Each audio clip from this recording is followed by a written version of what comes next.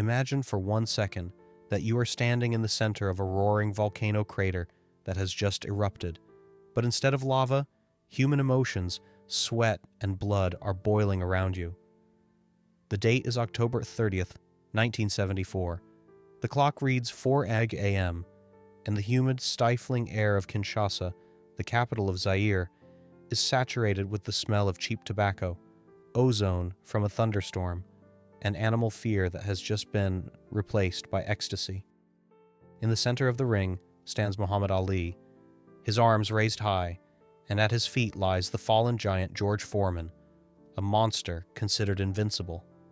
60,000 people in the stadium and 1 billion viewers at their screens are going mad, chanting Ali, Beaumaye, Ali, kill him. At this moment, he is not just an athlete. He is a living deity, the king of the world, the man who achieved the impossible and reclaimed his crown. You look at him and think, here it is, the peak of human happiness. Here it is, the absolute triumph of freedom and will. But this is the grandest optical illusion of the 20th century, because if you could peek behind the curtains of this spectacle into the gloomy, poorly lit stadium locker room, you would see not a king, but a hostage, who has just won himself a little more time before his masters pull the strings again. To understand the true horror of Ali's situation, you need to look away from his radiant face and look into the dark corner of the locker room, where a man stands whom the cameras studiously avoid. This is Herbert Muhammad, the son of the messenger Elijah Muhammad and the champion's permanent manager. He isn't jumping for joy. He isn't hugging Ali with tears in his eyes. He is as calm as a boa constrictor digesting a rabbit. In his hands is the object that is the key to our story, the very dagger that slowly, year after year, carved the life out of the greatest. It is a massive, heavy briefcase with gold-plated locks. Do you think there are contracts in this briefcase? Or perhaps the championship belt? No. Inside this briefcase lies the thing for which this fight was actually organized, for which Ali risked being killed by Foreman's fists. Inside lies a check for $5 million, a sum that in 1974 was astronomical, unthinkable, enough to buy a small island. But here lies the monstrous paradox that turns everything upside down. Muhammad Ali, the man who just earned this money by shedding his blood, has no access to it. He won't even touch this check. As soon as the camera flashes die down, Herbert Muhammad will snap the locks of this briefcase shut, and $5 million will dissolve into the bowels of the Nation of Islam as tracelessly as a drop of water in the Sahara Desert. Ask yourself honestly, why does the man who earns more than any athlete in history constantly complain about a lack of money? Why is Ali, who should be richer than Croesus, forced to fight 3-4 times a year, turning his brain into hamburger meat instead of enjoying life? The viewer thinks Ali fights for legacy, for glory, to prove his greatness. This is a beautiful lie, sold to us by the newspapers. The truth is that Ali was broke, chronically, catastrophically broke. His entourage, that huge retinue of 50 people imposed on him by the sect, devoured his income faster than he could sign contracts. But these were trifles compared to the appetites of the organization itself. They told him, "Brother, this money is needed to build schools, for hospitals, to fight the white devil." And Ali, this naive giant with the heart of a child, believed it, or pretended to believe, because the alternative, admitting that he had become a slave to the people he called saviors, was unbearable for his pride. That night in Zaire, when the adrenaline faded and Ali was left sitting on a wooden bench, while his hands, swollen from punches, were plunged into a bucket of ice, he looked at Herbert. The manager's gaze was cold, appraising. Herbert didn't see a legend before him. He saw an asset that brought an excellent profit today, but one that was beginning to wear out. The $5 million were already spoken for. Part would go to a private jet for the sect's top brass, part to buy luxury mansions in Chicago, part to shadow deals. Ali would get crumbs, just enough to pay the electric bills, alimony, and buy a couple of new suits so he could continue looking like a king. Do you understand the level of this cynicism? Ali just performed a miracle. He rose from the ashes. He defeated time and power, but in a financial sense, he remained a serf plowing the plantation while the master counted the profits. That gold-plated briefcase in the corner of the room shone in the light of a dim bulb like a mockery. It was a symbol that Ali did not belong to himself. His body, his talent, his pain, all of it was the property of the nation. And the scariest part wasn't that they took his money. The scariest part was that they took his right to say enough. Ali wanted to leave. He told friends he was tired, that he wanted peace. But every time he stammered about retirement, Herbert would open that briefcase and show the emptiness. We must continue, champ. The affairs of the Ummah require funds. And Ali, sighing, would put on the gloves again, not realizing that every new fight, every new blow to the head, brought him closer to the darkness from which there would be no exit, and that this golden briefcase would become a coffin for his health. Let's rip the mask off one of the most carefully guarded myths of the 20th century, and look into the accounting books that should have burned but miraculously survived to tell us the story of the greatest robbery in sports history. You look at Muhammad Ali in the mid-70s and see an emperor. He travels in limousines, he lives in mansions, he signs autographs on dollar bills. But this is a facade, a papier-mâché set hiding a frightening reality. The highest-paid athlete on planet Earth is effectively living on pocket money, like a teenager who has to beg a strict father for money for movies and ice cream. And this father was not his biological parent, but the man whose shadow always fell upon Ali, making him small and dependent, Herbert Muhammad. To understand the mechanics of this slavery, you must realize who Herbert was. He wasn't just a manager taking his legal percentage. He was the son of the messenger of Allah, a prince of the blood in the hierarchy of the Nation of Islam. And for Ali, whose faith was sincere and fanatical, Herbert's word was not just advice, but a religious order. Officially, Herbert took 40% of every fee, a predatory, unheard-of rate even for the sharks of the boxing business, but that was just the tip of the iceberg. The remaining 60%, which should have gone to Ali, fell into a complex, tangled web of investments and donations controlled by the sect.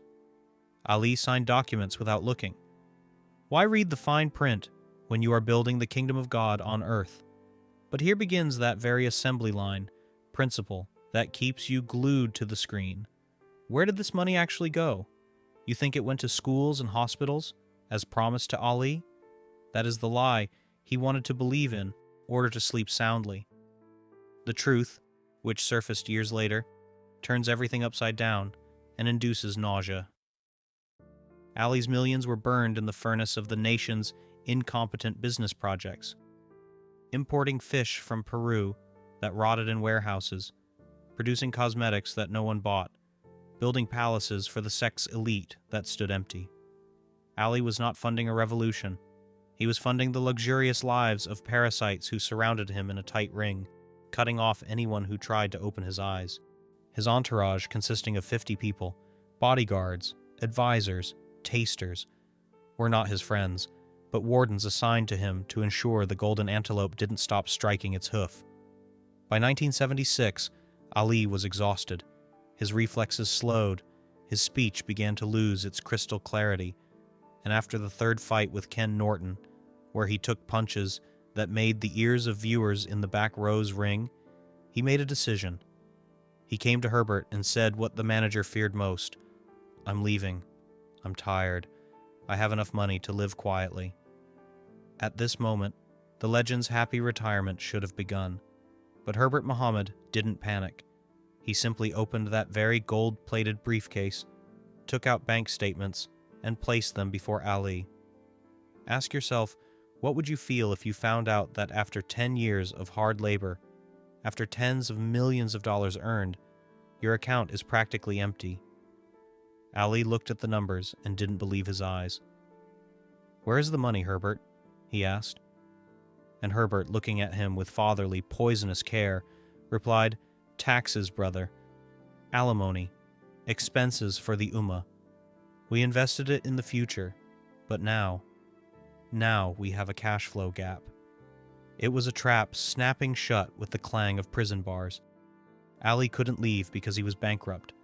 His luxurious life, his houses, his cars, all of it hung by a thread. All of it required cash right now. But Herbert was not just a thief. He was a brilliant manipulator. Seeing that Ali was wavering, that fear for his health was battling with fear of poverty, he played his trump card, God. He told Ali, "Allah gave you this gift not so you could sit on the sofa. You are a warrior of Islam. If you leave now, you betray your mission. You must fight so the world hears the voice of truth." Do you understand the monstrosity of this moment? He used Ali's faith, the purest and brightest thing in his soul, as a weapon against him. He made Ali believe that his desire to preserve his health was a sin, a weakness, selfishness. And Ali, this giant who could knock out any man on the planet, proved powerless before this psychological violence. He nodded. He agreed to continue. He sold his future, his neurons, his ability to speak and walk, to cover the holes in the budget of the organization that was robbing him. He put on the gloves again, unaware that ahead of him lay not great victories, but a slow, agonizing suicide on live television. Herbert smiled, putting the empty statements back into the briefcase. He knew Ali had enough left for a few more fights, a few more million. And what would happen to the champion afterward, when he became a useless, trembling invalid, was no longer part of the Nation of Islam's business plan. Thus began the final chapter of the tragedy. Ali entered the ring not for the belt, but to pay his master's bills, and every punch he would take in the coming years would be paid for not with gold, but with a piece of his soul. Let's transport ourselves to October 2nd, 1980, into the neon hell of Las Vegas, where at Caesar's Palace Arena, a crime disguised as the sporting event of the century was being prepared. If you think the fight against Larry Holmes was just a failed attempt by an aging champion to reclaim his title, then you are looking at history with your eyes closed. This was not a contest. It was a ritual sacrifice performed live to fill that same gold-plated briefcase, which by this moment was as empty as Muhammad Ali's gaze. Weeks before the fight, Ali underwent a medical examination at the Mayo Clinic, and the doctor's report read like an obituary. He couldn't touch his finger to the tip of his nose with his eyes closed, his speech stuttered, and his reflexes were at the level of a 70-year-old man. Any athletic commission in its right mind should have revoked his license and sent him into retirement. But here, the very conveyor belt principle that grinds human destinies comes into force. The exam results were ignored, hidden, lost. Why? Because $8 million were at stake, a sum the Nation of Islam needed like air to cover its debts, and Herbert Muhammad, the man who was supposed to protect Ali like a brother, personally pushed him to the edge of the abyss. The scene in the locker room before the fight is the moment when any normal person would scream in horror, but in Ali's entourage, the grave silence of a conspiracy reigned. Ali went to the bathroom, and when he returned, his face was gray as ash. He was urinating blood. His kidneys were failing. His body was screaming for help, begging to stop this madness. But Herbert Muhammad, standing in the corner in his impeccable suit, merely checked his watch. For him, blood in the urine was not an alarm signal, but an acceptable cost, a technical malfunction of a mechanism that had to run for one more, final cycle. Ask yourself, how can one send a man into the ring who is dying from the inside before the first bell? This is a level of cynicism that boggles the mind. But Ali, pumped full of painkillers and a false sense of duty to the brothers, walked into the corridor leading to the ring, stepping toward his execution with the smile of a martyr. The fight began, and it immediately became clear that this was not the rumble in the jungle or the thrilla in Manila. It was the beating of an infant. Larry Holmes, Ali's former sparring partner, a man who idolized him, found himself in the role of an unwilling executioner. He didn't want to hit. He saw the emptiness in Ali's eyes. He saw that the greatest hands were down, that his legs weren't moving, that he was simply standing and taking punches to the head like a crash test dummy. The viewer at this moment waits for Ali to wake up, to start dancing, for a miracle to happen. But here the Santa Barbara effect triggers, flipping all perception. There will be no miracle. There will only be the sound, the wet, sickening sound of a leather glove smashing into human flesh that can no longer defend itself. By the 10th round, that very visual silence that chills the blood fell over the stadium. The crowd that came to see a show fell silent. People stopped drinking beer, stopped chewing, stopped shouting. They realized they had become accomplices to a crime. They watched a living legend being dismantled piece by piece, blow by blow, neuron by neuron.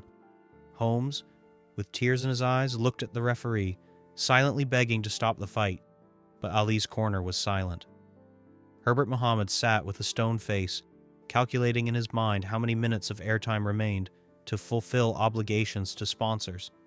He was squeezing every second, every dollar out of Ali, knowing that after this fight, this asset could be written off as scrap. And at that moment, when it seemed Ali would die, right there in the ring under the camera lenses, the only display of humanity in this theater of the absurd occurred. Angelo Dundee, the old trainer who had been with Ali from the start, couldn't take it anymore. He didn't look at Herbert. He didn't ask the nation's permission. He simply screamed, "I am the chief second! I demand the fight be stopped!" He literally threw himself in the way to save the remnants of his fighter's life. If not for Dundee, Ali might not have left that ring alive. The fight was stopped. Ali sat on the stool, his head down, eyes closed, broken physically and morally, turned into hamburger meat for a check he wouldn't even see. But the scariest part happened afterward, when the cameras turned off. In the locker room, smelling of sweat, blood, and defeat, Herbert Muhammad didn't approach Ali to comfort him. He didn't call an ambulance. He was busy. He was checking documents, ensuring the $8 million check was securely hidden in that very gold-plated briefcase. Ali sat in the corner, trembling, beaten, betrayed, and through the fog in his head began to understand the terrible truth. He had just sold his health, his future, his ability to speak and walk, and he sold it not for glory, but so the parasites clinging to his neck could live in luxury for another year. This fight became the point of no return. It was that night in Las Vegas that Parkinson's finally took hold, finding fertile soil in a brain turned to mush by Holmes's punches. Ali gave everything. The briefcase was full, but the champion's life was emptied to the bottom. That $8 million check written after the bloodbath in Las Vegas was supposed to be Muhammad Ali's ticket to a quiet, secure old age, a golden parachute that would justify all the humiliations and physical suffering of that night. You probably imagine the champion, having licked his wounds, retiring to his mansion to enjoy the fruits of his hellish labor, surrounded by grandchildren and luxury. But the reality of 1981 shatters this idyllic picture into fragments, exposing a cynicism that makes you want to scream. Exactly 1 year had passed since the fight with Holmes. Ali sat in his office, his hands shaking so badly he could barely hold a pen to sign electricity bills. And at that moment, he asked the question that should have been asked 10 years ago. "Herbert, where is the money?" The question hung in the air, heavy and uncomfortable, but the answer to it turned out to be scarier than any knockout, because it revealed the mechanism of the grandest fraud in sports history. There was no money. $8 million, the sum for which Ali allowed his brain to be turned into hamburger meat, had evaporated. It didn't disappear as a result of bad stock market deals or inflation. It was methodically, predatorily embezzled by the very structure Ali considered his family. You think it was an accountant's error? No, it was a planned expropriation. While Ali lay in the hospital recovering from the beating, the top brass of the Nation of Islam lived the lives of Arab sheiks. They bought fleets of limousines, They built palaces, they flew private jets, and every cent paying for this banquet was soaked in the champion's blood. And this is where that very dagger comes into force. Herbert Mohammed's gold-plated briefcase, which we observed in the locker rooms of Kinshasa and Manila. Now we see its true purpose. It wasn't a safe for storing Ali's savings. It was a vacuum cleaner that sucked his resources dry. Ali learned that his investments were a fiction. Money was invested in businesses owned by relatives of the sect leaders, businesses that existed only on paper. He was told he was building an empire for black people, but in reality, he was building a personal paradise for a bunch of parasites who used his name as a credit card of unlimited trust. Ask yourself, what does a man feel who realizes he was betrayed not by enemies, but by gods? Ali looked at his trembling hands, the result of that very fight with Holmes, and understood that this tremor would stay with him forever, while the money with which he bought this disease had already been spent by someone else on champagne and caviar. It was a moment of intellectual orgasm in reverse, a moment of the total collapse of illusions. He realized that for Herbert and the nation, he was never a prophet or a hero. He was just the most expensive racehorse in their stable, and now that the horse had been driven into the ground, now that it started limping and stumbling, they weren't going to treat it. They were going to squeeze the last juices out of it and send it to the slaughterhouse.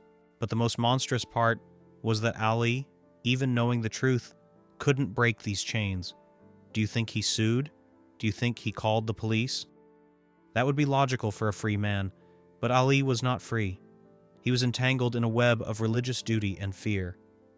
He was indoctrinated that going against the nation meant going against Allah. Herbert Mohammed, seeing Ali start to ask questions, applied his favorite technique of psychological blackmail. He didn't make excuses. He said, "Brother, do you begrudge money for God's work? Do you not remember who lifted you from the dirt?" It was manipulation of the highest order. The victim was made to feel guilty for being robbed.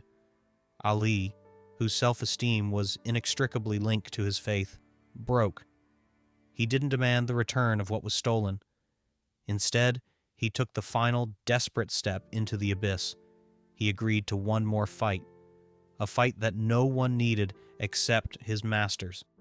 In December 1981, in the Bahamas, a half-alive, sick, robbed Ali entered the ring against Trevor Berbick.